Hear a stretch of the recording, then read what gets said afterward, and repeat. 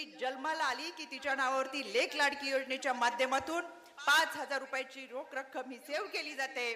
त्यानंतर ती पहिलीत गेल्यानंतर 7,000 रुपये, 7वीत गेल्यानंतर 8,000 रुपये आणि ती 18 वर्षाची पूर्ण झाली की 75,000 रुपये रोख रक्कम, अशी तिला 1,01,000 रुपयाची रक्कम या लेक लाडकी योजनेच्या माध्यमातून मिळते।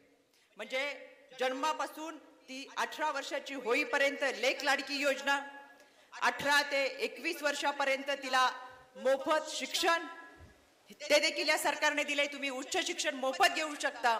डॉक्टर व्हायचे, इंजिनियर व्हायचे, आई वडिलांचे अनेक स्वप्न असतात, ही स्वप्न पूर्ण करण्याची ताकद या महायुती सरकारने तुम्हाला दिलेली आहे। आणि आपल्या या लेकरांना वाढवत असताना तुमची ती स्वप्न खऱ्या अर्थाने पूर्ण करण्याची आर्थिक ताकद सुद्धा सरकारने तुम्हाला।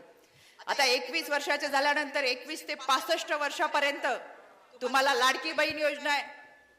या 21 ते 65 पर्यंतच्या प्रवासामध्ये दर महिना 1,500 रुपये तुमच्या खात्यामध्ये जमा होणार।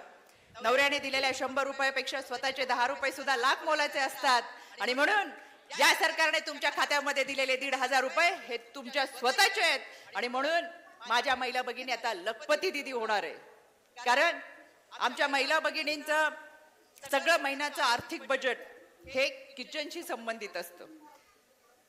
महागाई वाढली, कमी झाली की आमचं आर्थिक बजेट कोलमडतं। मग ते साडीच्या घड्यांमध्ये ठेवलेले पैसे असतात ते बाहेर काढावे लागतात आणि म्हणून आम्हाला टेन्शन येतं।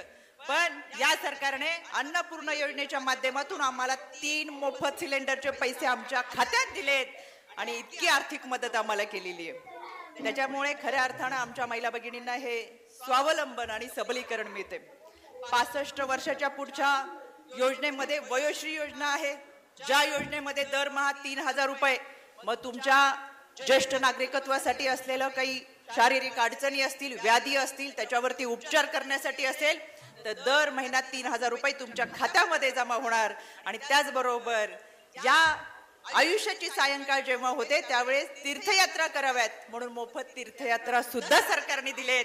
म्हणजे जन्मापासून आयुष्याच्या शेवटच्या क्षणापर्यंत सरकारने तुमचं नियोजन करत असताना खऱ्या अर्थानं तुम्हाला आर्थिक सबल आणि सक्षम केलंय, याचं मला मनापासून कौतुक वाटतं। आदरणीय दादा या दौऱ्यामध्ये 8 तारखेपासून फिरत होते, 9 तारखेला नागपंचमी होती। स्वतःला लागत नाही, त्यांनी राज्याचं नेतृत्व करणारे आणि राष्ट्रीय अध्यक्ष असणारे आदरणीय दादा आणि महायुती सरकारवर टीका करू नये हे मला त्यांना ठामपणे सांगायचंय। समाजामध्ये विकृत मनोवृत्तीची लोक असतात, पण ही विकृती अशा पद्धतीने आपल्या समोर येताना मला दिसते। आणि म्हणून या लाडकी बहीण योजनेच्या निमित्तानं मला तुम्हाला सांगायचंय, आजपर्यंत अशी कधी योजना आली नव्हती, आपल्यापर्यंत पोहोचली नव्हती। थेट तुमच्या खात्यामध्ये तुमच्या हक्काचे पैसे जमा होतात, ते तुमच्या सबलीकरण, सक्षमीकरणासाठी आणि उज्ज्वल भवितव्यासाठी आहे।